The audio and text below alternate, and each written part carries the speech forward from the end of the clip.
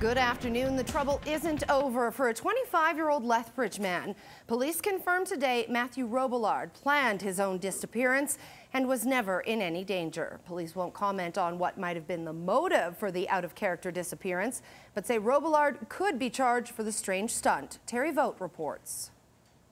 Police will not comment on what motivated Robillard's actions. The police news conference wasn't quite what the community had been waiting for. Very few details and more confirmation of what police already knew. The 25-year-old Matthew Robillard wasn't kidnapped or subject to a carjacking when he went missing for 2 days last week. Investigation by both the Lethbridge Regional Police Service and the Calgary Police Service ruled out foul play and has determined that Matthew Robillard left of his own volition and took deliberate steps to cast suspicion on his disappearance. Robillard left his home at 7:30 in the morning, January 31st, but was reported missing after he failed to show up for work at a bank in Picture Butte. Family and friends launched an extensive search that included more than 100 volunteers, 2 airplanes, and a helicopter. Police were also doing their investigation, one that involved a dozen officers in Calgary and Lethbridge. 48 hours later, Robillard was located in a northeast Calgary hotel. Police aren't saying whether he was alone.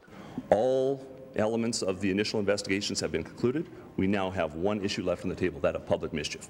Police aren't saying anything about reports that Robillard's vehicle window had been smashed or that he had been beaten up. What they are saying is that those reports are not associated with any criminal offense against Robillard, and they're not seeking any other subjects.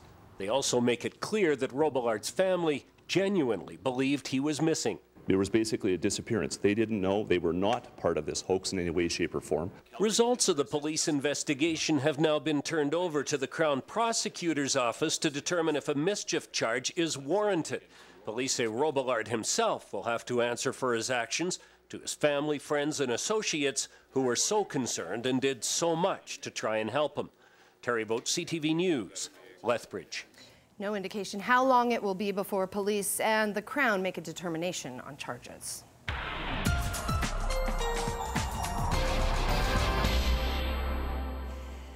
Dory joins us now. Dory, is it really the 5th of February? I kept checking my calendar over and over again. Yeah, I know you're not the only one. Right now, we're looking at 10 degrees. That's the temperature we're at. Average for this time of year now in Lethbridge is 1 degree, so we're well above that. And we're expecting those nice temperatures, maybe not double-digit high, but certainly single-digit high values that are above average to continue for about a week. So we're in a good stretch ahead.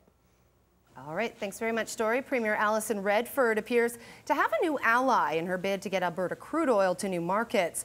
The Premier met with New Brunswick Premier David Alward and his Energy Minister. The New Brunswick politicians are on a 3-day tour of our province. In a meeting today, both premiers said a partnership between our provinces is a natural fit.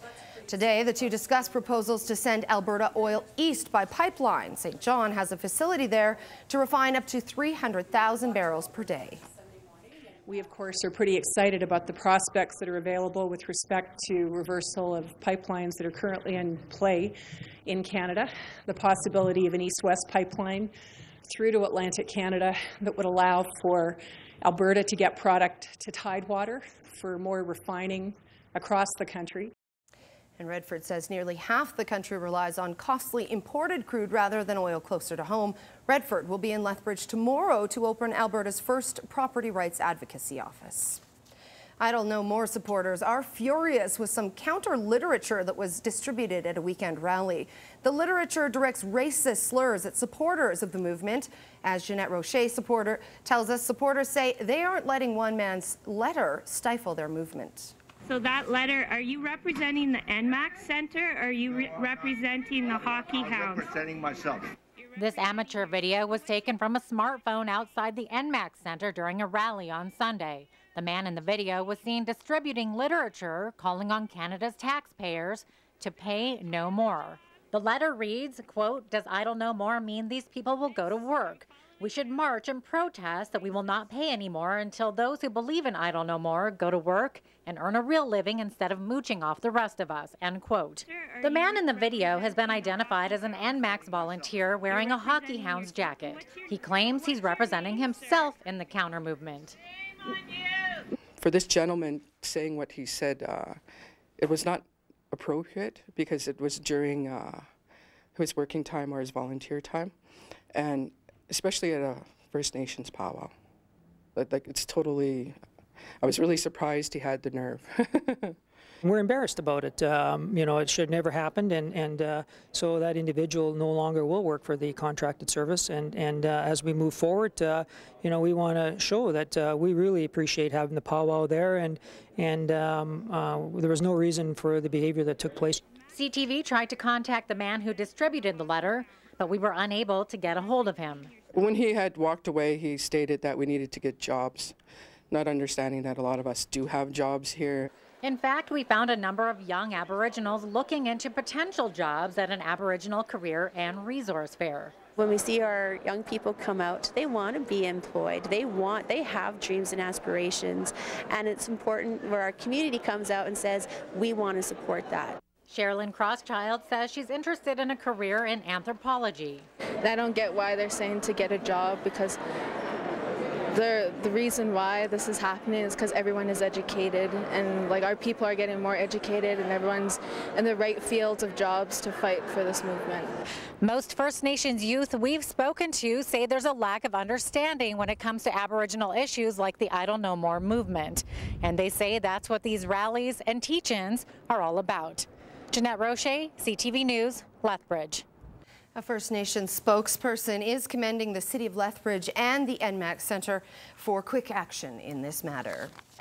It is to be Lethbridge's new home for the arts in the city's downtown, and now it has a name. City Council has approved a recommendation to name the centre Casa, the Latin word for home. Now some are calling that name into question, saying it doesn't have much meaning to the city or the arts. Daryl Rummelt reports. Lethbridge's new home for the arts will be called just that, Casa, Latin for home. A perfect fit, say members of the Allied Arts Council. We went through a really thorough process, and we opened it up to the entire community to suggest names, and we are quite happy with the selection, and we think Casa is very reflective of everybody. Hard to please everyone, seemingly easy to confuse almost everybody. To do with Spain, isn't it?